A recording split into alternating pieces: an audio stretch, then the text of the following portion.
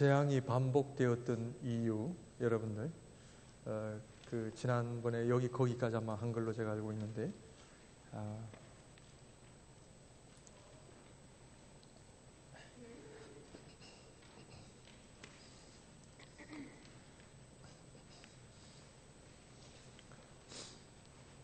다 펴셨나요? 있죠? 여러분들 교재 안에 있죠? 몇 페이지죠? 그게? 11. 예. 재앙이 10가지 재앙이 반복되었던 이유, 하나님의 첫 번째 뭐라고 말씀을 드렸나요? 전능성을 나타내기 위해서. 예.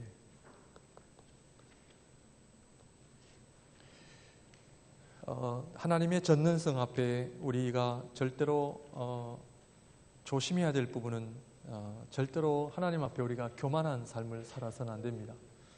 하나님을 인정한다는 것이 그렇게 참 중요한 겁니다.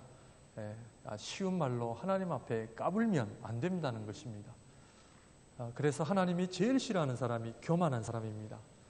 자기 스스로, 자기 힘으로 하려고 했던 모든 것들을 내려놓지 않으면 이 하나님의 전능성은 이 애굽을 향한 10가지 재앙을 통해 하나님이 누구신가를 드러낸다고 하는 것은 얼마나 우리들에게는 놀라운 사실이지만 하나님을 믿지 않는 사람들에게는 어려운 일입니다. 그러므로 하나님의 이 전능성, 이 온 세계 가운데 저희가 간식을 먹으면서 북한 얘기도 했지만 인간이 할 수 없는 부분이 많이 있거든요. 북한의 체제를 우리 인간 힘으로 무너뜨릴 수 있겠습니까? 그렇지 않습니다. 그러나 언젠가는 하나님께서 때가 되고 날이 차면 하나님께서 그 전능성을 나타내실 때는 어마어마하게 하나님께서 심판하십니다. 이걸 늘 우리가 북한만이 아니라 우리의 삶 또한 늘 겸손하며 살아야 됩니다. 늘 겸손하며 살아야 됩니다. 비행기를 타면 탈수록 참 사람의 마음이 간사하잖아요. 조금만 흔들려도 하나님 이거 살게 해주세요.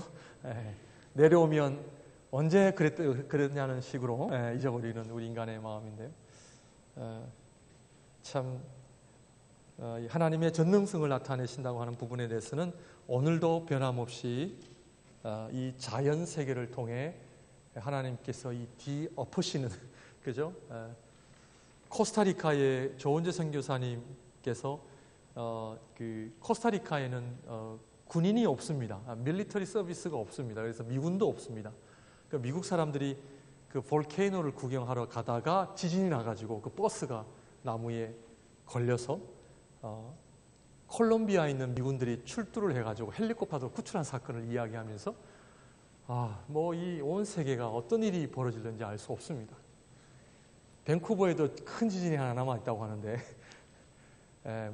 언제 일어날는지 아무도 모릅니다. 또 어떻게 일어날는지 아무도 알 수 없습니다. 그저 하루하루 주님 앞에 감사하며 주신 사명 잘 감당하기 위하여 하루하루 우리는 살 뿐입니다. 그래서 오늘 하루 감사하며 살아가는 이 신앙생활, 그리고 두 번째로는 이스라엘을 핍박한 바로와 애굽인에 대한 하나님의 진노입니다. 진노.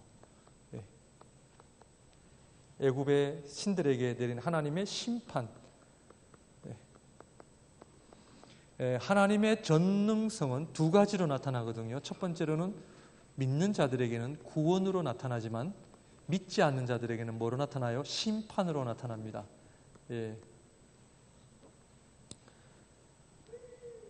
그러므로 우리를 구원하시는 하나님의 손길, 그리고 믿지 않는 자들의 하나님의 심판으로 드러난다는 사실을 기억하시면 좋을 것 같습니다.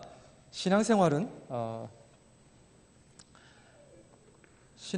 하루아침에 이루어지지 않습니다.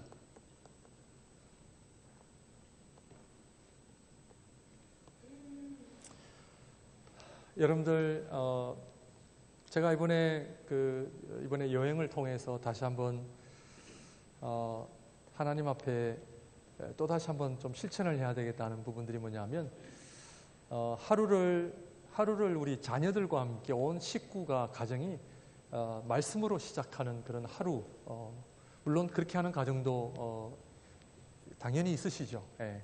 내가 하나님의 말씀을 보고 하루를 시작했다. 어떤 율법적인 개념이 아니라 이 하나님의 말씀이라고 하는 것이 얼마나 중요한가를 우리가 다시 한번 인식할 때에 하루를 하나님의 말씀으로 시작하는 그 하루의 삶이 얼마나 소중한 것인가. 그래서 그런 것을 볼 때 신앙생활은 하루아침에 이루어지지 않는다는 것을 여러분들 좀 기억하셨으면 좋겠습니다. 신앙생활은 마라톤입니다. 지금 저와 여러분들이 그 마라톤에서 처지지 않도록 내가 열심히 달려야 됩니다. 그래서 오늘 설교 시간에 말씀을 드렸지만 왜 은혜가 없고 왜 하나님의 축복이 왜 나에게는 잘 드러나지 않는가? 그것은 뭐냐 하면 내가 하나님 앞에 믿음 생활을 쌓아놓은 게 없기 때문에 그렇습니다. 왜냐하면 절대로 성숙되지 않는 자녀에게 부모는 그 자녀에게 물질을 맡기지 않습니다. 그래서 가정교육의 철저한 원칙이 뭐냐면 첫 번째 뭐가 돼요? 인간이 돼야 됩니다. 성숙하고 정말 그 전인적인 그런 성숙함이 드러나야 부모가 물질도 맡기고 여러 가지 책임을 맡기죠. 준비되지 않는 자에게 회사를 못 맡깁니다. 물질을 못 맡깁니다. 지금까지 저도 어쨌든 많은 분들을 만나뵈면서 결국 하나님 앞에 쓰임받는 사람은 준비된 사람입니다. 하나님께서 물질을 마음대로 맡기시고요. 하나님께서 이러한 분들에게 많은 걸 맡기신다는 거예요. 근데 어려움은 뭐냐면 하나님이 그러한 것들을 맡기실 만한 준비를 내가 하지 않았다는 것이 가장 지금 어려운 현실입니다. 하나님 맡기고 싶어도 맡기지를 못하세요. 왜? 우리를 망가뜨리실까? 우리가 망가질까 봐. 그래서 신앙의 훈련이라고 하는 것은 너무나 중요합니다. 근데 신앙의 훈련이 거듭거듭 되어지는 사람들에게는 하나님께서 주시는 축복의 수준이 다릅니다. 왜냐하면 하나님께서 창조하신 세상은 물질 세계입니다. 우리가 너무 기복신앙을 부정적으로 볼 필요가 없습니다. 여러분들 물질 없으면 사실 수 있으세요? 너무 기복신앙이라서 부정적으로 보는데 저는 그렇게 보지 않습니다. 이 물질은요, 우리 인간이 살아가는 데 있어서 너무나 절실하고 요구되어지는 부분입니다. 돈이 없으면 학교를 못 가고요. 돈이 없으면 먹지를 못하고 돈이 없으면 살아가지를 못합니다. 제가 아무리 좋은 뜻으로 밴쿠버에 유학을 왔다고 하지만 돈이 없으면 학교를 못 다닙니다. 그럼 돈은 누가 주셔야 돼요? 하나님이 주셔야 됩니다. 그럼 하나님이 공중에서 떨어뜨리시나요? 아니더라고요. 누군가를 통해서 하나님이 물질을 주시더라고요. 그 당시 때 전도사님 은행 구자 좀 말씀해 주세요. 그것도 시간차가 막 안 맞아가지고 새벽에 막 전화를 하시면 막 전화 받기 전에는 이 새벽에 누구야 하면서 막 이렇게 전화를 받다가도 저기 헌금을 좀 보내드리려고 하는데 은행 구자를 말씀해 주시면 그때서야 정신을 차리고 네네네네 우리 아주 상냥하게 인포메이션을 드리잖아요. 알지도 모르는 분들이 거의 구자의 바닥인데 그러면 몇천 불씩 들어와 있고 왜 이런 훈련들을 하나님이 시키시느냐? 하나님 처음부터 10만 불이면 10만 불, 100만 불이면 100만 불 딱 주시고 공부해라 이러시면 좋은데 왜 그렇게 찔끔 주시는 이유가 뭐예요? 훈련시키기 위해서. 이게 보통이 아닙니다. 우리 하나님 정확하시거든요. 정확하십니다. 그래서 그냥 그 유학하면서 생활하면서 너무 어려워서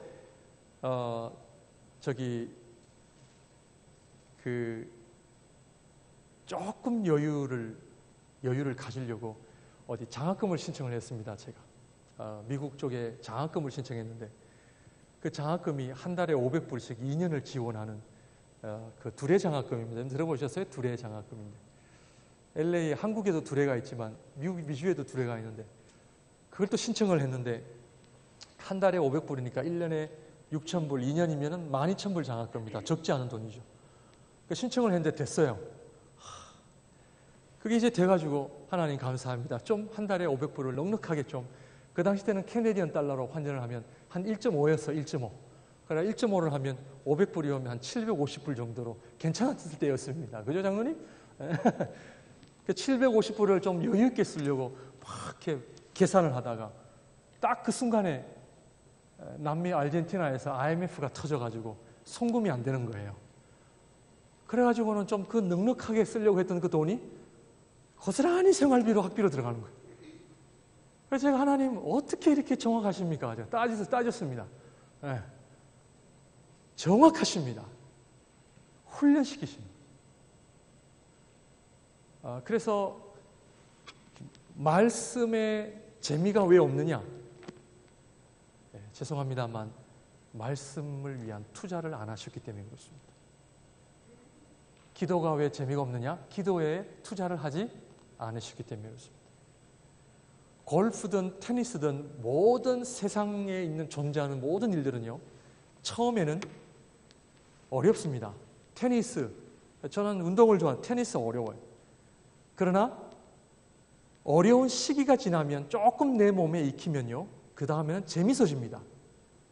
재밌어지고 나서 조금 더 치게 되면은 거기 테니스를 치는 기쁨이 나에게 옵니다. 그때는 새벽 6시에도 일어나서 치자 그러면 칩니다. 왜? 기쁘기 때문에. 모든 세상의 일들은 내가 하면 할수록 기쁘고 재미가 있고 나에게 몸에 와닿으면 하고 싶은 마음이 생긴다는 거죠. 신앙생활이 왜 재미가 없느냐? 그 단계가 아직 넘어오지 못하신 거예요. 많은 분들이 신앙생활을 하루아침에 하려고 하는 거죠. 이번에 부흥 집회 때 내가 은혜 받아서 제대로 해봐야지. 절대로 그런 일은 일어나지 않습니다. 신앙생활은 한평생입니다.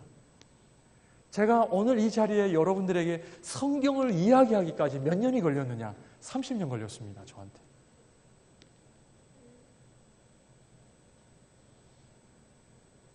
신앙생활도 내 몸에 익숙해져야 됩니다. 예, 그것이 훈련입니다. 처음부터 예배 참석하고 처음부터 말씀 보고 막 은혜가 되지는 않습니다. 기도도 마찬가지예요. 처음에 재밌다가도 좀 있으면 그냥 귀찮아지고 힘들어지고 포기해버리고 성경 읽기로 작정했다가 중간에 포기하고 안 하는 거죠.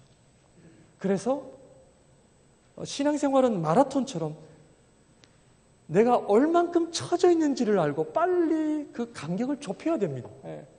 옆에 있는 집사님, 나보다 신앙생활 잘 하시는 것 같아? 내가 좀 더 달려야 되겠네. 내가 많이 처져 있는 것 같아? 이 정도 나에 대한 인식을 하시면 아주 건강적인 신앙생활을 하시는데, 이 정도도 없으시면 뭐 지나나나 뭐 비슷하지 이러시면 어려우십니다. 뭐 좀 한다고 뭐 그냥 뭐 폼 잡는데 뭐 이거 별거 아니야. 아니에요. 하루 제가 출애굽기 성경부 시작할 때 한 번도 빠지지 않고요 앉아 계시는 분들 계실 겁니다. 그래서 저는 우리 자녀들에게, 청년들에게, 청소년들에게 뭐를 가르치냐면 신실성입니다. 신실성. 그래서 하나님께서 제일 먼저 뭐를 보시냐면 화장실 청소를 잘하느냐 하나님 보십니다. 기본기입니다. 직장에서도 제일 먼저 뭐 시키느냐 화장실 청소입니다. 그래 좀 하는구만. 그러나 하나님은 사장은 보고 있습니다. 왜냐하면 화장실 청소를 잘하는 사람은 뭐를 시키도 잘한다 못한다? 잘합니다. 인생은 내가 얼마나 IQ가 높고 얼마나 내가 가진 것이 많아야 성공하는 것이 아닙니다. 하나님께서는 나에게 허락하신 이 삶의 자리에서 얼마나 열심하고 성실과 신실함 속에 하느냐, 하나님이 저를 훈련시키셨습니다. 미싱 틀에 앉아가지고 하루에 10시간을 앉아있는 훈련을 시키셨습니다. 이번에도 형하고 형님이 위로를 많이 해주시더라고요. 야, 너 옛날에 너 고생 좀 했지? 내가 좀이 아니라 좀 많이 했는데? 하루에 10시간, 12시간씩 앉아있는 겁니다. 그러므로 신앙생활은 우리가 목양교회 어떤 이벤트를 하고요, 플랜카드를 내걸고 막 북적북적하고 박수치고 환호하고 해야 그런 성장하는 것이 아니라 신앙생활의 기본으로 돌아올 때에 거기에 하나님의 부흥의 역사가 있는 겁니다. 내가 있어야 할 그 자리, 오늘 내가 주일 예배, 내가 하나님과의 약속, 내가 성도들과의 약속, 내가 주어진 나의 일들을 감당하는 것, 이 기본기입니다. 이 기본기를 충실할 때 여러분들 인생은 성공하게 되어 있어요. 근데 자꾸 우리는 계산을 하고 IQ를 써야 할 때 안 쓰고 다른 곳에 쓰기 때문에 그래요. 나에게 화장실 청소를 시키네? 아니에요. 저도 20대 초반부터 전도사 생활을 해가지고요, 20대 초반부터 교회 뒤치다거리를 하면서 그 훈련을 받아왔습니다. 근데 이게 하루아침에 이루어지지 않는다라는 겁니다. 하루아침에 이루어지지 않아요. 하나님은 끊임없이 보고 계십니다. 그런데 우리 성도님들 기억하십시오. 하나님께서는 그 시간이 차고 차면요, 하나님께서 엄청난 복을 주십니다. 그걸 제가 체험했습니다. 그래서 신앙생활은 시간 싸움입니다. 시간 싸움. 그래서 목양교회 여러분들이 그 자리를 지키신 것만 하더라도 여러분들은 보통 분들이 아닙니다. 제가 괜히 드리는 이야기가 아닙니다. 여러분들 너무나 신앙생활을 잘 하실 수 있는 포텐셜이 여러분들 안에 있다고 말씀을 드리고 싶습니다. 왜냐하면 그 자리 지키는 게 보통 일이 아니거든요. 그러므로 내가 지금 어느 정도 말씀을 보고 어느 정도 기도 생활을 하는지 빨리 점검을 하셔서 신앙생활에는 지름길이 없습니다. 숄컷이 없습니다. 그러므로 어떻게든 시간을 단축하셔서 아마 여기 앉아 계신 분들이 거의 다 저보다 나이가 더 많으시기 때문에 더 열심히 달려가셔야만 더 많은 은혜를 경험할 수가 있습니다. 그리고 젊은 나이에 이 자리에 앉아 있다고 하는 건 사실 축복된 자리거든요. 그런데 많은 청년들이 그거를 모르죠. 나중에 가면 돼. 나중에 그냥 한 40대 가서 교회 생활하면 돼. 그러거든요. 그런 청년들. 제가 광림교회에 있었을 때 예배 시간마다 늘 아기를 안고 예배 시간 뒤에서 이렇게 예배드리는 아기 엄마를 내가 아직도 기억나거든요. 집사님 이렇게 늘 이렇게 아기를 안고 예배를 드리시네요. 전도사님, 제가요 청년 시절에 얼마나 열심히 했는지 모릅니다. 그런데 결혼하고 나서 방황을 했고 이제서야 아기 업고 왔습니다. 아직도 그 얘기가 잊혀지지 않아요. 이제서야 아기 업고 왔습니다. 젊었을 때 내가 올 걸, 좀 더 젊었을 때 신앙생활 할 걸, 젊었을 때 신앙생활 열심히 할 걸, 젊었을 때 성경 볼 걸, 젊었을 때 기도할 걸. 우리의 인생이 다 하고 나서 하려고 하니까 어려운 거예요. 어려운 거예요. 신앙생활은 절대로 하루아침에 되지 않는다라는 부분입니다. 그 하루하루가 너무나 소중합니다. 그래서 주일 예배 때마다 뭐를 점검하셔야 되냐면, 주일 예배 때마다 지난 한 주간 동안 내가 말씀과 기도를 하나님 앞에 얼만큼 했는지를 점검하셔야 됩니다. 주일 예배는 그냥 왔다 가는 시간이 아니라 주일 예배, 제가 좀 광고까지 포함해서 말씀을 드리면 주일 예배 때 15분 전까지 좀 오십시오. 15분 전까지 오셔서 지난 한 주간 동안 내가 말씀과 기도 생활을 점검하는 시간을 가지셔야 됩니다. 그리고 예배가 시작되는 시간부터 내가 하나님 앞에 다시 한번 내가 이 주일 예배를 통해 또다시 새로운 시작을 하셔야 됩니다. 매주마다 결단을 해야 되거든요. 나의 헌금 생활, 나의 시간, 24시간을 나는 어떻게 보내고 있는가? 그거를 주일 15분 전에 오셔서 기도하시는 마음으로 점검을 해도 엄청난 신앙생활의 발전을 할 수 있습니다. 그런데 주일 예배 시간 맞추는 것도 어려우시죠? 어떤 분들은요. 여기 앉아 계신 분들은 아시겠지만 15분 일찍 오셔서 내 신앙생활을 점검하시는 겁니다. 그래서 1년, 2년, 3년, 5년, 10년이라는 세월들이 이게 갖춰져야 나의 인격과 성품과, 그때 가서는 하나님 앞에요. 하나님 아시죠? 하나님 아시죠? 하나님은 벌써 하시고 축복을 다 해주세요. 이게 안 되니까 하나님께서 주시고 싶어도 조심스럽고, 내가 물질을 주고 싶어도 당장 물질 주면 다음 주일부터 안 나올 것 같고, 놀러 갈 것 같고, 건강 주면 다른 일을 할 것 같고.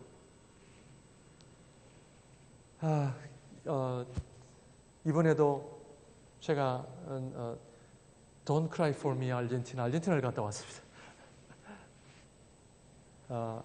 친구들 만나고 이번에 많이 만나지는 못했고요. 제일 듣고 싶어하는 얘기가 신앙생활 잘하냐. 제가 이번에 7년 만에 갔는데 신앙생활 잘하냐. 갈수록 어려워요.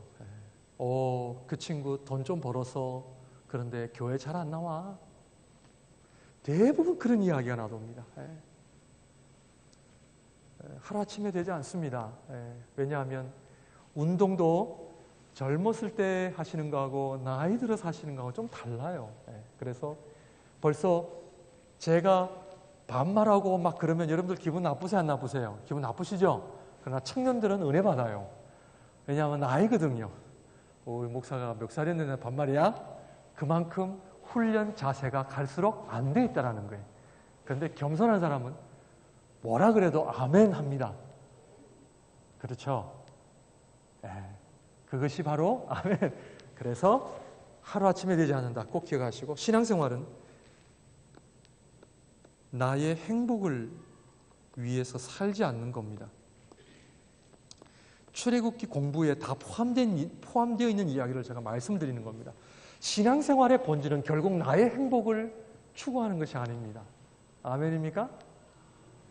나의 행복을 추구하기 때문에 성공이냐 실패냐를 따집니다. 우리가 하나님의 말씀을 보면 볼수록 우리 인생은 나의 행복을 추구하는 것이 아니라 다른 사람의 행복을 추구하는 것이 진정한 신앙인의 삶입니다. 아멘입니까? 별로 잘 안 하시는데 그래도 내가 행복해야 기쁘죠. 왜 그러냐 하면은 하나님께서 우리를 그렇게 만드셨기 때문에 그렇습니다. 하나님께서 우리를 그렇게 만드셨기 때문에 나 혼자서 아무리 맛있는 음식을 먹어도 물론 기쁘지만 다른 사람들과 함께 같이 먹는 것이 더 기쁘게 하나님 우리를 창조하셨기 때문입니다. 나만을 위해 돈 쓰는 것보다 다른 사람을 위해 돈 쓰는 것이 더 행복하다는 거죠. 하나님 우리를 그렇게 만드셨기 때문에 그래요. 그런데 나만을 위해 내 인생을 사용할 때 그 기쁨밖에 모르기 때문에 나의 물질과 내 인생을 다른 사람을 위해 쓴다고 하는 것이 익숙하지 않는 거예요. 신앙생활은 나의 행복을 위해 하는 것이 아닙니다. 우리 인간은 하나님의 영광을 구할 때 가장 행복하고 보람된 삶인 거죠. 자, 제가 목사이기 때문에 좋은 것을 먹고 좋은 것을 입는다고 해서 행복하지 않나요? 어떠세요? 저는 목사이고 여러분들은 목사가 아니기 때문에 목사는 항상 뭐를 먹어도 행복해야 되고 가난하게 살아도 행복해야 된다. 그럴 수 있죠. 그러나 목사이기 전에 저는 한 신앙인으로서 남미에서 아주 맛있는 거 먹어보고 좀 돈 있을 때 해보고 싶은 거 해보지만 행복하지가 않더라고요. 행복하지가 않아요.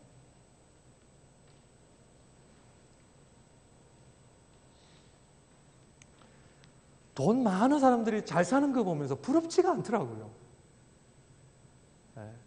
근데 언제 행복하냐?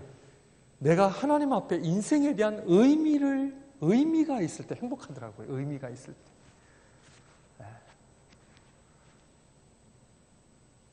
지금 전혀 다른 나라의 이야기를 드리는 거 아니죠?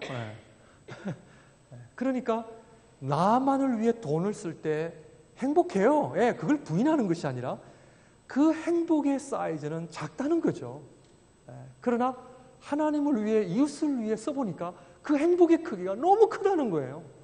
그래서 이런 분들이 하나님 앞에 드리는 것이고 쓰임을 받는다는 거예요. 왜냐하면 만약에 제 말이 거짓말이라면 이 세상에 존재하는 모든 부자들은 행복해야 돼요. 그런데 부자들이 행복할 것 같아요? 그렇지 않습니다. 행복하지 않습니다. 20만 불짜리 차를 타고 다니면 행복할 것 같나요? 누가 옆에 와서 끌지는 않을까, 받지는 않을까. 제가 밴쿠버에 처음에 와가지고 2,000불짜리 차를 타고 다니니까 밤에 누가 가져가든 걱정도 안 되고 누가 와서 들이받아도 끌고도 걱정이 안 되고 그러는데 처음에 그 차가 내려앉고 혼다 시빅을 어떻게 구입을 해요? 새 차를 구입을 했어요. 혼다 시빅을 새 차를 구입을 했는데 걱정이 되는 거예요. 누가 와서 해코든지는 하지 않나? 와, 괜찮을까? 그래서 야, 이게 역시 나의 행복을 구하는 것이 아니다는 것을 여러분들 참 기억하면 좋을 것 같고요. 출애굽기 공부로 다시 이제 들어가면은 제가 반복해서 자꾸 드리는 겁니다. 11번이나 강팍해진 바로의 마음. 하나님이 바로의 마음을 강팍하게 하셨습니다.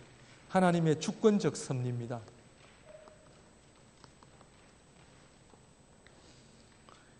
어떤 사람들은 바로의 마음은 하나님께서 강팍하게 하셔서 바로는 초이스가 없었다, 그렇게 이야기하는 사람이 있습니다.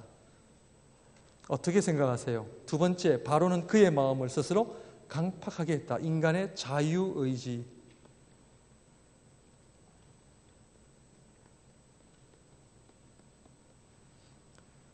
여러분들 교재 이거 가지고 계세요? 가룟 유다가 예수님을 판 것은 하나님의 주권적 섭리였어요? 자기 의지였어요?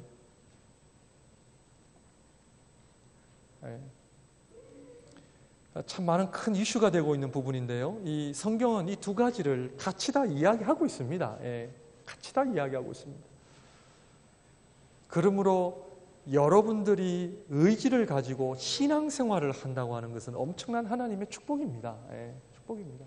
이 자리에 오고 싶어도 못 오는 분들이 많습니다. 사실은요. 많습니다. 내가 은혜를 받고 싶어도 받지 못하는 사람들이 얼마나 많은지 몰라요. 하나님의 말씀이 나에게 은혜로 다가온다고 하는 것은 정말 축복입니다. 정말 축복이에요. 우리 자녀들이 아버지 어머니에서 타이반 자이반 어떻게 끌려와서 여기 앉아있든지 간에 여기 앉아있던 것만 해도 엄청난 축복입니다. 축복이라는 거죠. 이 문제에 대해서는 우리가 다음번에 한번 또 시간 있을 때 나누고요. 여러분들이 교재 가지고 계시나요? 바로를 구속사에 사용하신 하나님 교재 가지고 계시나요? 네. 바로를 구속사에 사용하신 바로와 애굽이 그들을 친절하게 대했다면 하나님을 부르짖었을까요? 만약에 지금까지 내 삶이 내가 원하는 대로 이루어졌다면 그것이 좋을까요, 나에게? 그 얘기를 하는 겁니다. 요셉이 야곱의 아버지 그 품 안에서 아버지가 주었던 그 채색 옷을 입고 거기서 떠나지 않았다면 그게 과연 그에게 축복이었나요? 하나님의 관점으로 우리가 바라보는 훈련이 필요합니다. 그 당시에는 그게 나에게 어렵고 내가 저 사람 때문에 고생하는 것 같지만 결국 그 어려움을 통해 우리로 하여금 하나님 앞에 나오게 하고 부르짖게 하고 엎드리게 하고 기도하게 하셨다라고 하는 이 부분들을 바라보면 무엇이 더 은혜예요? 그들이 이스라엘의 부르짖음을 배려했다면 그래, 우리가 잘해줄게, 이제는 나가지 마, 잘해줄게. 나왔을까요? 그들이 착취하지 않았다면, 그들이 추격해 오지 않았다면 400년이나 죽도록 충성했는데 우리를 그렇게 대할 수가 있는가? 우리가 이런 얘기 많이 하죠. 인간적인 이야기, 인정, 동정, 감정. 다른 사람은 다 배신한다 해도 그 사람은 그렇게 해서는 안 되지. 어떻게 나한테 그럴 수 있어, 당신이? 내가 이민 처음에 와서 내가 어떻게 해줬는데 어떻게 나한테 배신을 때릴 수가 있어? 내가 처음에 공항에서부터 공항 서비스라 그러죠. 이민 서비스라 그러죠. 공항에서부터 교회, 집, 렌트, 아이들 학교 보내는 거, 또 직장 문제 다 해줬는데 네가 나를 배신할 수 있어. 이 이민서의 이 얘기 얼마나 많이 있어.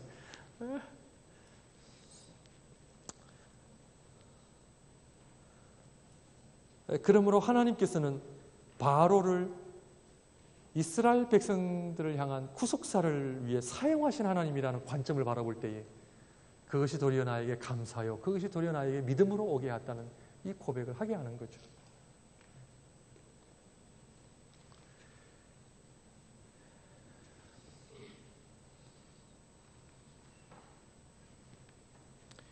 열 가지 재앙의 의미가 있으세요? 심판의 점진적 발전. 가지고 계시나요? 가지고 계시면 댁에 가서 읽으시고요. 출애굽기를 여러분들 읽고 계시나요? 네? 얘도 아니요, 너도 아니요. 그렇죠? 네. 네. 그 신앙생활은 항상 어중간한 겁니다. 네. 기도를 안 하는 것도 아닌데 그렇다고 또 열심히 하는 것도 아닌데, 그죠? 네. 여러분들 하나님 믿으시죠? 아멘. 네. 안 믿는 것도 아니고 또 믿는 것도 열심히 믿느냐? 그죠?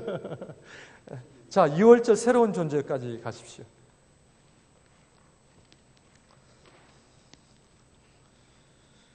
이번에 또 부활절이 다가오면서 또 여러분들 다시 한번 우리들의 신앙을 또 되돌아보는 그런 시간이 되시길 바랍니다. 예수, 이 새로운 존재, 6월절은 누구를 예표하고 있습니까?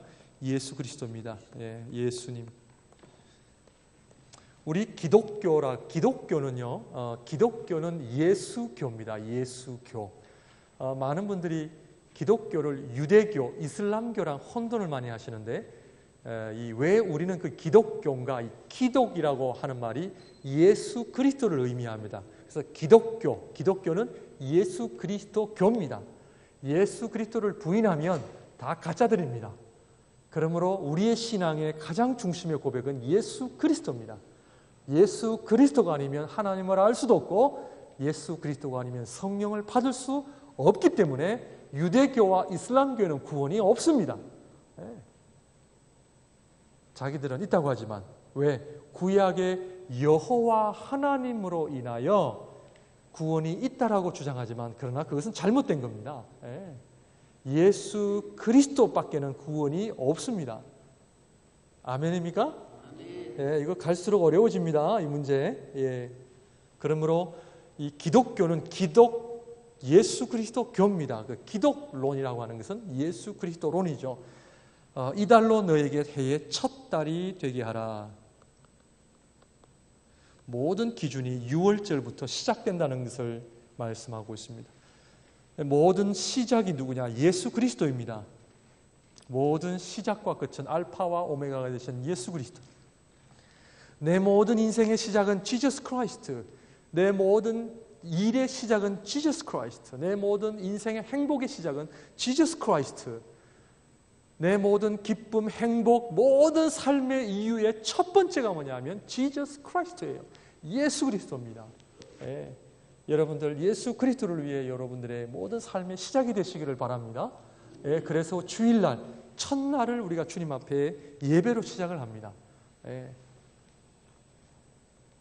내가 예수 그리스도 위에 죽든지 살든지 예수 그리스도만 존귀하게 되겠다. 그것이 우리 모두 신앙인의 고백이 되어야 됩니다. 잘 사느냐 못 사느냐가 아닙니다. 내가 성공했느냐 실패했느냐가 아니라 내가 예수 그리스도가 내 안에 있는가. 내 인생에는, 내 직장에는, 내 일터에는, 우리 가정에는 예수 그리스도가 있는가. 그거를 꼭 점검하시고 가족대로 어린 양을 취하라. 만약에 가족이 많으면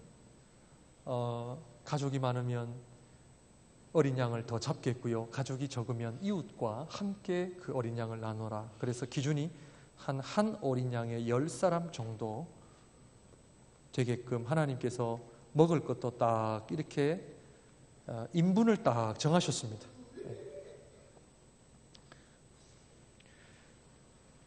가족대로 어린 양을 취하라. 세 번째로 흠없고 1년 된 수컷으로 하라. 흠이 없고 1년 된 아주 어린 수컷으로 하라. 그 얘기는 뭐냐면 힘이 없고 아직도 방향을 모르는, 욕망이 없는 그런 어린 양을 수컷으로 하라. 신앙생활의 시작은 내 힘을 내려놓고, 내가 정하는 방향을 내려놓고, 나의 욕망을 내려놓는 것이 신앙생활의 시작입니다. 그래서 1년 된 수컷을 잡으라는 거죠. 아직도 힘이 없을 때, 아직도 연약할 때. 그 신앙생활은 힘빼기입니다. 힘빼기입니다. 그냥 막 일주일 내내 그냥 힘이 다 빠져서 주님, 이제는 소망이 주님밖에 없습니다. 주님밖에 없습니다 하고 나오는 자리가 주님 앞에 나온 자리입니다. 근데 이게 잘못되면 모든 힘과 막 욕망을 다 가지고 있어가지고 교회 들어오면 뭐가 생겨요? 부딪힙니다. 네, 부딪힙니다.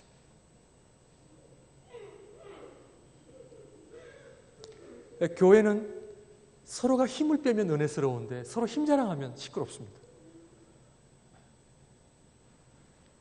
지금까지 또 이런 얘기할 때는 누구를 바라봐야 됩니까? 옆 사람 보시면 안 됩니다. 심지어 아내 남편도 보시면 안 돼요. 죄송합니다만 늘 문제를 아내 남편에게 찾으신 분들이 계십니다. 뭐 이번 신방할 때 그런 분은 안 계셨는데 의외로 그런 분들 많이 계세요. 목사님, 우리 가정의 어려움은 저 남편입니다. 아내입니다. 자식입니다. 저는 괜찮은데 쟤네들이 어려움이 자기 자신은 늘 어려움이 없어요. 늘 문제를 타인에게 찾는 거예요. 저 양반만 제대로 하면 우리 가정에는 문제가 없습니다.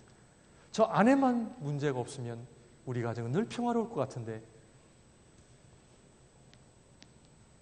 신앙생활은 누구를 때려잡아야 된다? 내 자신을 때려잡아야 됩니다. 이게 잘못되면 전쟁입니다. 전쟁터입니다. 교회는. 그러나 교회는 자기 자신을 때려잡으면 교회는 천국입니다. 아멘? 네, 내 자신만 잡으면 천국인데 자꾸 옆에 사람을 잡으려고 하니까 지옥인 거예요. 그러니까 말이 많고 어려운 거죠.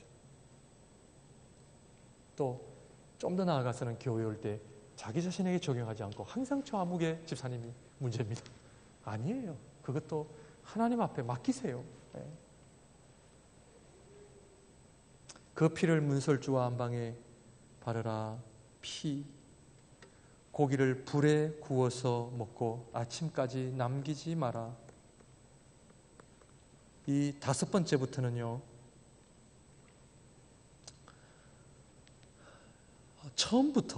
처음부터입니다. 사실은. 뭐냐면은 새로운 존재, 새로운 삶의 스타일이거든요. 왜 아침까지 남기지 말아야 돼요? 왜 이러면 안 된다는 거죠. 신앙생활은 왜가 아니라 말씀하면 알겠습니다. 순종하겠습니다. 합니다. 아멘? 이게 쉬워요, 어려워요? 이거를 극복하지 못하면 신앙생활의 기근은 극복되어지지 않습니다. 항상 왜 하기 때문에 답이 없습니다. 성경이 다 이해가 되어서 믿습니까? 아니에요. 하나님이 남기지 말라면 네 합니다. 이게 안 되기 때문에 신앙의 훈련이 필요한 겁니다. 목사님, 교회 가요. 이래서는 안 됩니다. 그런 분들 많이 계세요, 안 계세요? 속으로 웃으시는 분들은 경험 있으시죠? 목사님, 교회는 죄송합니다. 목회자들이 많이 부족해서 그렇습니다.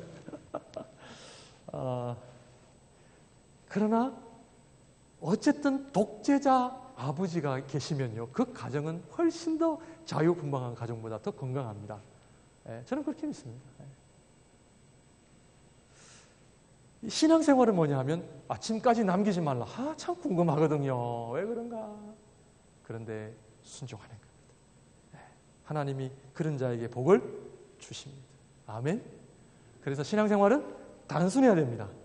예. 장로님께서 말씀하시면 네, 장로님. 네.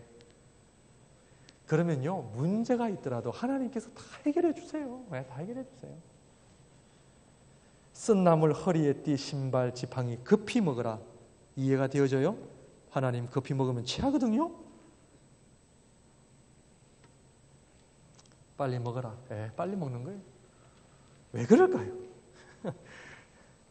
이 날을 기념하여 절기를 삼아 영원한 규례로 대대에 지키라.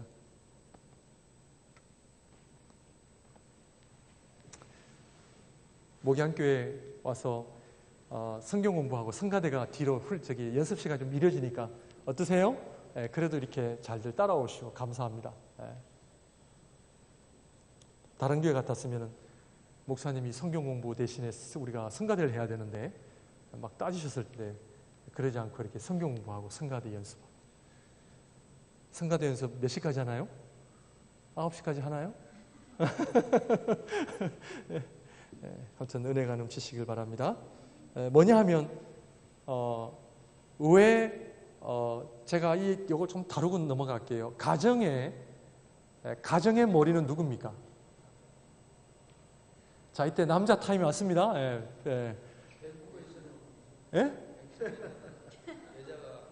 밴쿠버에서는 여자가 가정이 아니라 남미도 그렇습니다. 남미에서 아르헨티나에서도 모든 이권을 여자분들이 다 가지고 계십니다.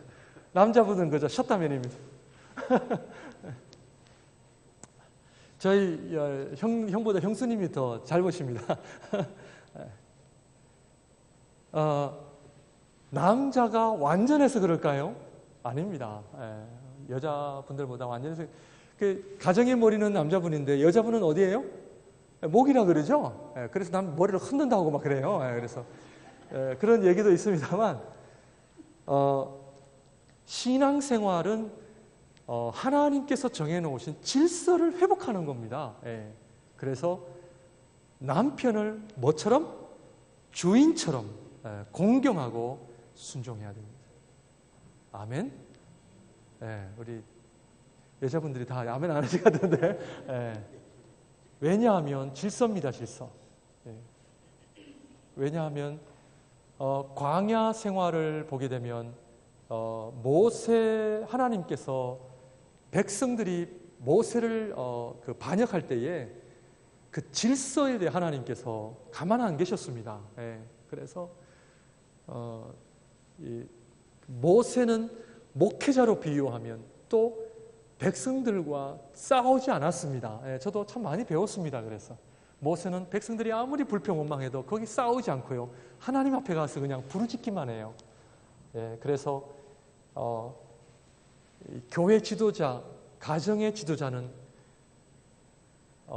기도를 많이 하셔야 됩니다. 기도를 많이 하셔야 됩니다. 사실은 거꾸로 됐습니다. 어머님들이 기도를 많이 하시는데 사실은 남자분들이 왜 죄송합니다 대접을 못 받느냐? 영적 권위의 상실입니다. 아버지가 영적 권위가 회복이 되어져야 됩니다. 그래서 모든 것을 가정의 아버지가 결정을 하고 하면 나머지는 따라오게 되고 이렇게 가야 되는데 우리가 영적 권위를 잃어버리니까 어머님들이 그 영적 권위를 가지다 보니까 모든 것이 어려워지게 됩니다. 그런데 여러분들 알고 계십니까? 남편이 영적 권위가 없다 할지라도 순종하셔야 됩니다. 그것이 하나님께서 정해놓으신 질서입니다.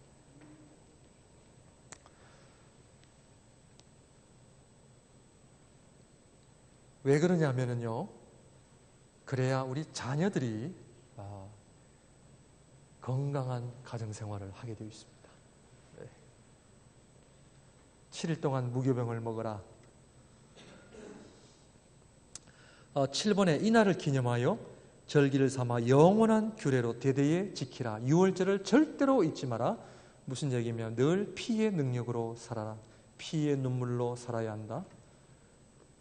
보혈을 지나 하나님 품으로 늘 보혈을 의지하고 보혈을 자랑하며 살아야 됨을 우리에게 이야기하고 있습니다. 늘 주님의 은혜, 주님의 사랑, 주님의 복음만을 우리가 늘 간직하고 살아야 됨을 우리에게 이야기하고 있습니다. 7일 동안 무교병을 먹으라. 무교병, 죄를 멀리하는 삶입니다. 9번째, 그런데 이 유월절을 지키지 못하는 사람들은 이방 사람, 거리요인, 타국, 품꾼, 종은 할례를 받은 후에 먹게 되어 있습니다. 먹지 못하는 사람, 이방 사람, 거리요인, 타국, 품꾼, 자격이 없다는 겁니다. 오늘날 목회자는 품꾼인가 아니면 하나님의 종인가? 돈 때문에 목회를 하는가? 아니면 하나님의 부르심 때문에 하는가?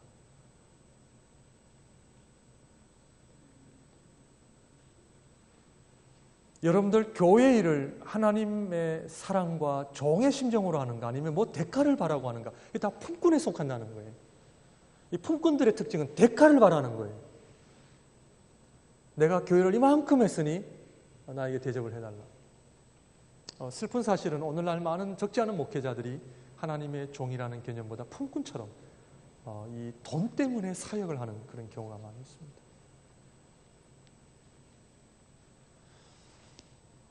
하나님께서 허락지 않습니다. 네. 품꾼. 하나님의 종으로 살아가시길 바랍니다. 우리 목회자들을 위해서 기도해 주실 때에 이 시대의 품꾼이 아니라 하나님의 종으로 이 사역을 감당할 수 있는 주의 종이 될 수 있도록 기도해 주시기를 바랍니다. 여호와의 군대가 된다는 것.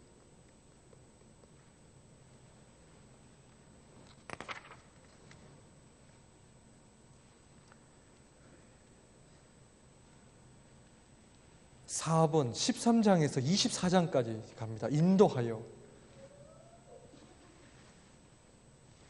집에서 여러분들 출애굽기를 열심히 읽는 줄 믿습니다. 아멘. 그러니까 13장, 18장이면 무슨 얘기인지 아시죠? 무슨 얘기예요? 네. 물으면 모르겠다? 안 물으면 알겠다. 그거죠? 네. 안 물으면 알겠는데 물으면 모르겠다. 물으면 대답을 안 하겠다는 거죠? 13장에서 18장까지 6월절 무교절을 지키고 홍해를 건너고 18장까지가 광야가 나옵니다. 광야. 이거 여러분들 공부 잘 하셔야 됩니다. 오늘 기근에 관한 설교 말씀을 드렸는데 이 13장에서 18장 왜 존재하느냐? 성화는 누구와의 싸움이냐? 자기와의 싸움입니다.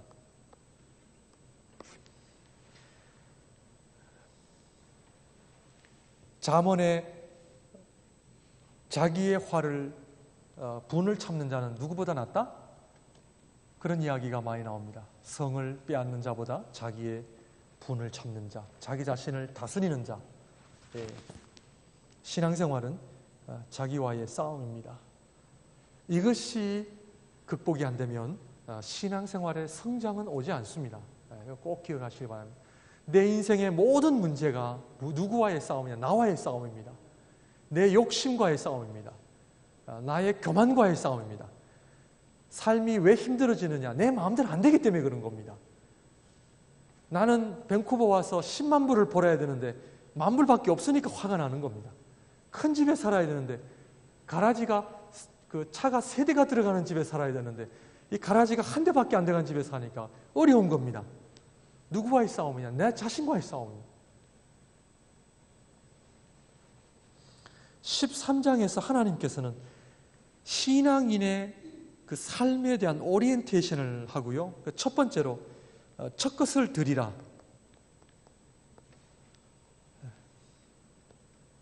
드림의 삶입니다.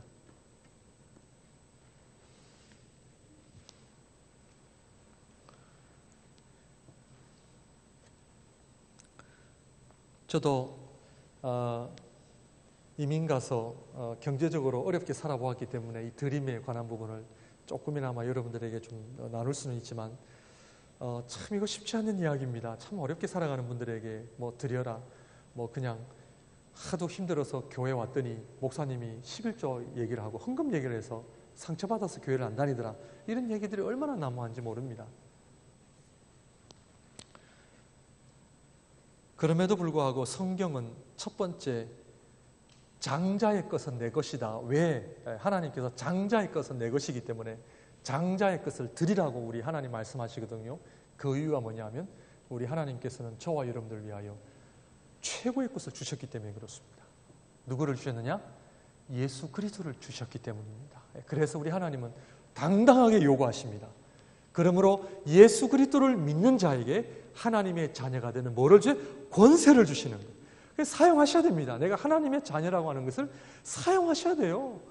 그냥 한평생 하나님의 자녀인데도 불구하고 하나님 앞에 전혀 구하지 않고 하늘나라의 보화를 구하지 않고 그냥 내 힘대로 살아가려고 하니까 어려워요, 안 어려워요? 어려운 겁니다. 하나님께서는 당당하신 겁니다.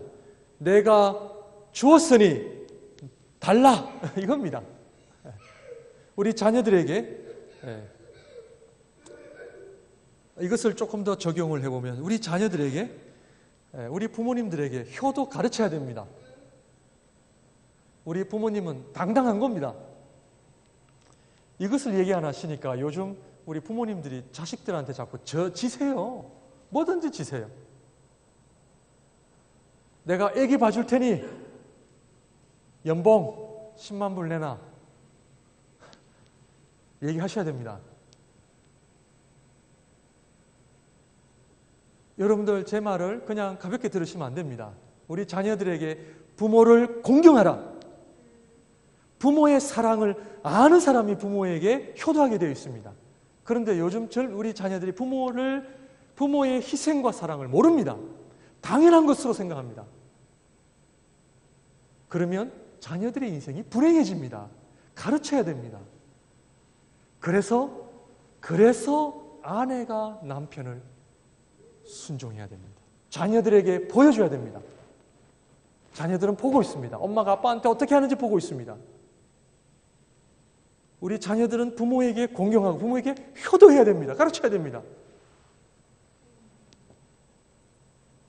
하나님께서 그것을 당당하게 요구하시듯이 부모를 공경하라. 10계명에 나와 있습니다.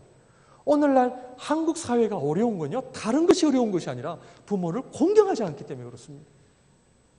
그냥 돈들에 미쳐서요, 돈 때문에 부모를 죽이기까지 하잖아요. 이거는요, 죄송합니다. 한국이 살기가 좋은 데라고요. 저는 그렇게 생각지 않습니다. 어린 아이들 눈빛에 어른을 공경하고 부모를 공경하는 눈빛이 없습니다. 어른이 얘기하면 아, 네 하고, 요즘에는 그런 얘기했다가 어른들이 얻어맞는데요. 그거는 한두 사람의 문제가 아니라 사회 전반적인 하나님의 말씀을 어긋나는 사회라는 거예요. 질서가 무너지는 겁니다. 교회에서 어른들에게 부모님에게 함부라는 거 우리 자녀들 뭐라 그래야 됩니다. 혼내야 됩니다. 그거는 하나님 앞에 축복을 받지 못한 겁니다. 그래서 가정과 교회는요, 질서입니다. 질서예요. 우리 아빠 엄마가 아무리 부족해도 아버지 어머니입니다. 순종해야 됩니다. 아빠 엄마가 나한테 한 게 뭐가 있어? 아주 그냥 혼을 내셔야 됩니다. 그런 자식 없겠지만 목양교회 안에. 아멘? 왜 아멘 들어가세요?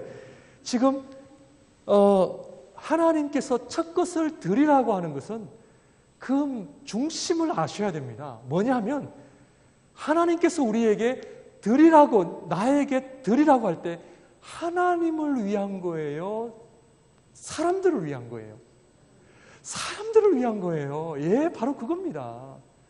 하나님 앞에 드릴 줄 모르는 인생은요, 성공이라는 말 안 쓰겠어요. 진정한 축복을 모르기 때문에. 하나님께서 드리라고 하는 거 누구 때문에? 우리를 위해서 드리라는 거예요. 그러므로 자녀들에게도 부모를 공경해라. 부모님 생신 때 자식들이 안 하면요, 뭐라 그러십시오. 해야 됩니다. 물론 저처럼 이 목회 때문에 떨어져서 이렇게 살아서 효도를 잘 못해드리는 경우가 있습니다. 이번에 가서도 제가 사죄를 했습니다. 저희 부모님이 너는 목회를 잘하는 것이 효도니 됐다 그러셨지만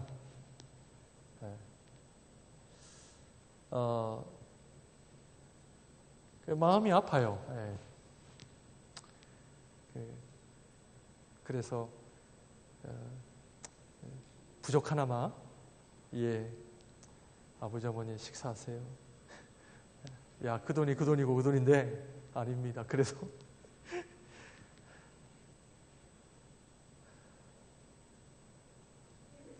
우리가 하나님을 하나님을 경외한다고 하는 것은 남편, 부모님을 공경하는 것과 같습니다.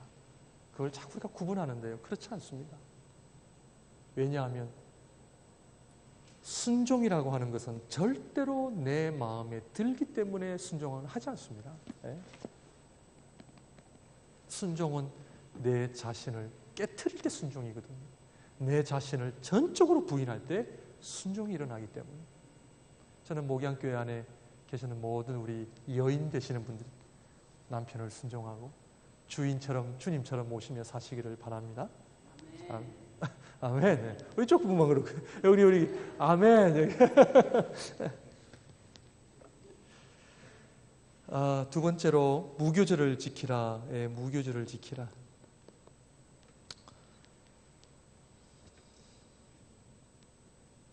누룩 없는 떡을 취하라.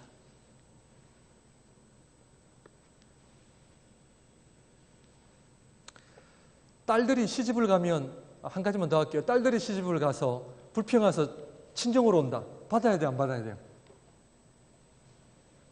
요즘 그거 받아줘서 문제가 되는 거예요. 야야야, 살지마. 아닙니다. 지금 우리 사회가요, 병 들어가고 있어요. 출가 외인 남편을 딸은 막 오라 그러고 또 며느리는 또 우리가 막 구박하고 그러잖아요. 무교절을 지키라. 누룩 없는 떡을 취하라. 거룩한 삶입니다. 낮에는 세 번째, 낮에는 구름 기둥, 밤에는 불 기둥으로 인도를 받으라.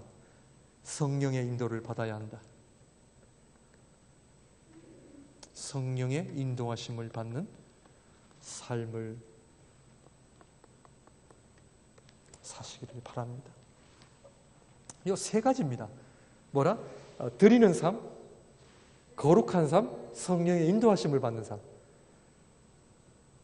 여러분들 예배가 끝나면 축도를 할 때에 주 예수 그리스도의 은혜와 하나님 아버지의 사랑과 성령님의 감화감동 교통 충만의 역사가 이렇게 하고 축도가 하는데 이 축도 가운데 이 삼위 하나님이 다 들어가죠.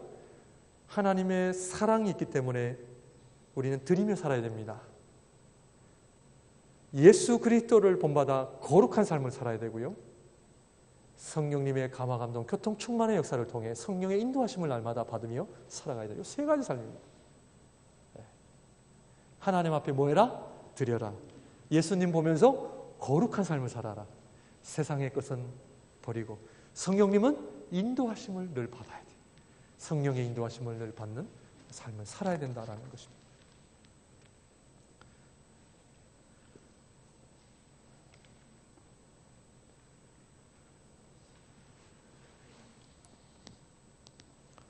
여러분들 교재를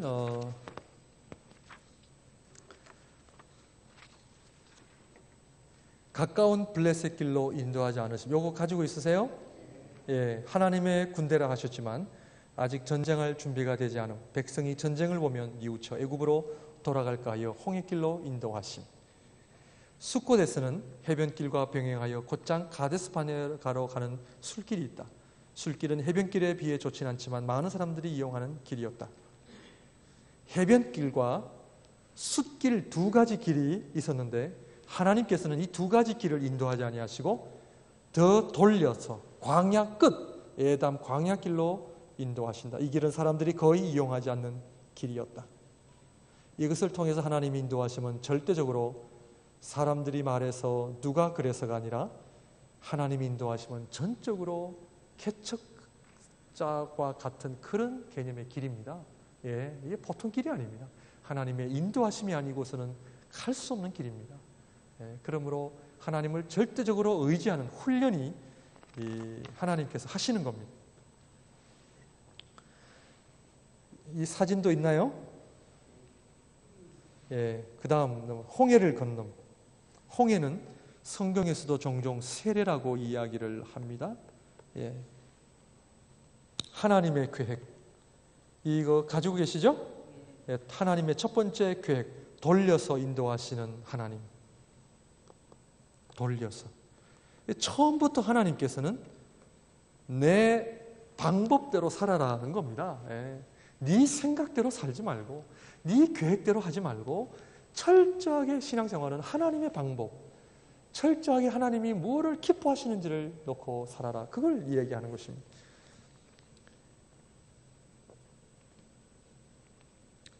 백성들의 반응 다 같이 읽을까요? 시작.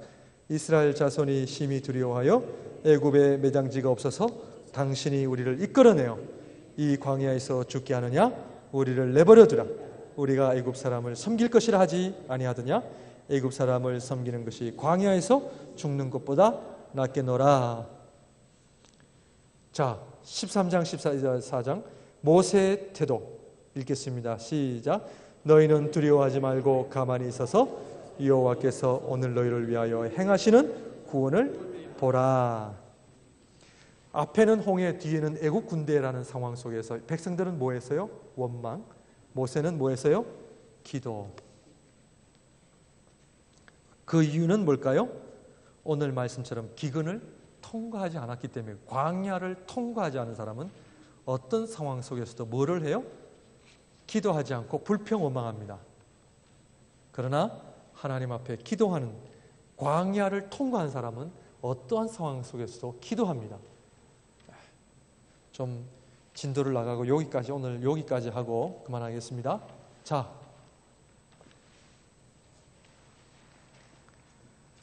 교재 가지고 계시죠? 뭐 하는 백성? 원망하는 백성. 뭐 하는 모세? 기도하는 모세. 광야를 늘 앞에 둔 사람은 불평합니다. 광야를 통과하지 않은 사람. 그러나 광야를 통과한 사람, 광야를 뒤에 둔 사람은 뭐 해요? 원망하지 않고 기도합니다.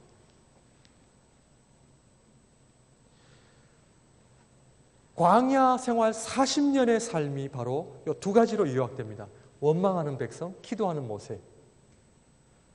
지금까지 여러분들 원망하며 사셨습니까? 기도하며 사셨습니까?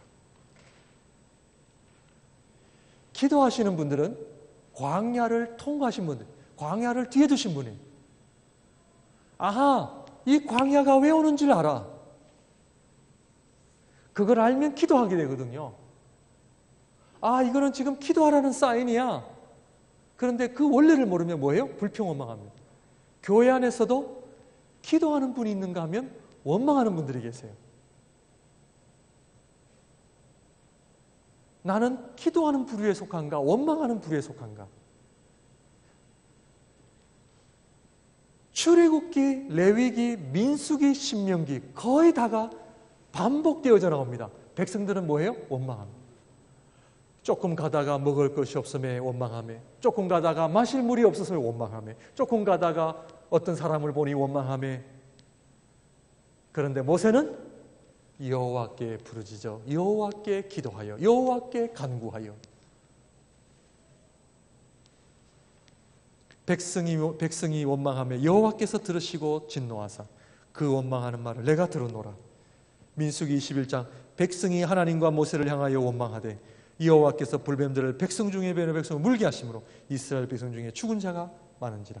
히브리서에서는 하나님께서 이스라엘 백성들이 광야에 죽은 이유가 뭔지 아느냐?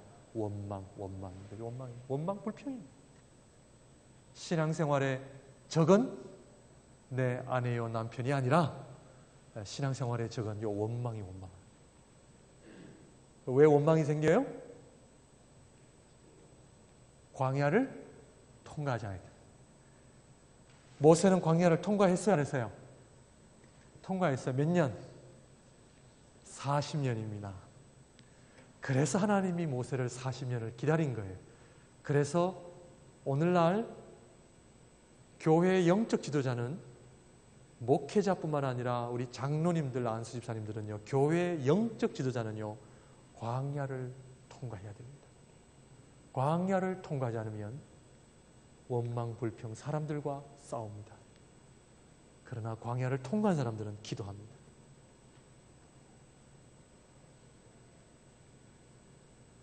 하나님이 모세를 몇 년 기다리셨어요? 80년 기다렸습니다. 너 40년 전에 너 안 돼. 또 다른 40년을 기다리면서 80세가 되었을 때에 하나님이 가라. 산전수전 다 겪은 거거든요, 모세가.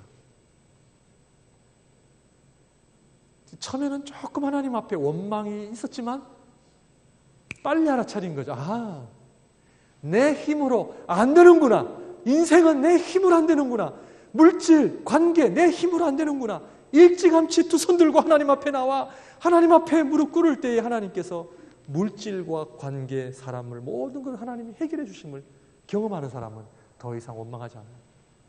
기도하면 돼요. 기도하면 돼요. 제가 개인적으로는 예수 말기 개척하면서 제가 요거를 배웠습니다. 이걸 제가 몰라서 처음에는 몰랐어요. 제가 이 출애굽기를 공부하면서 제가 하나님 앞에 얼마나 많은 은혜를 받는지 몰라요. 왜 하나님? 내가 하나님을 위해 살겠다고 하는데, 내가 하나님의 영광을 위해 살겠다고 하는데 왜 하나님 저에게 복을 안 주시는 겁니까? 하나님 요거 가르쳐 주시는 거예요. 네가 아직 광야를 통과하지 않았다.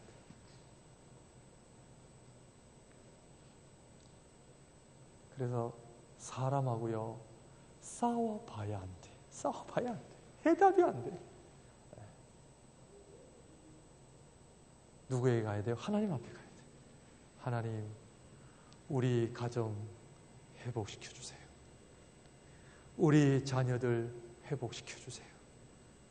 우리 하나님 교회 회복시켜 주세요. 우리 목사님, 장로님, 권사님, 집사님 회복시켜 주세요. 그래서 제가 이거를 깨닫고 나서는 전에는요, 1대1로 만나면 그 집사님을 그냥 설득하려고 막 그냥 안 되더라고요. 요게 이제 시작되면서 홍해를 건너면서 광야가 나오는데 요 광야 이 공부를 여러분들 잘 하셔서 하나님 앞에 기도하는 인생이 되시기를 축원드립니다. 기도하겠습니다. 사랑의 주님,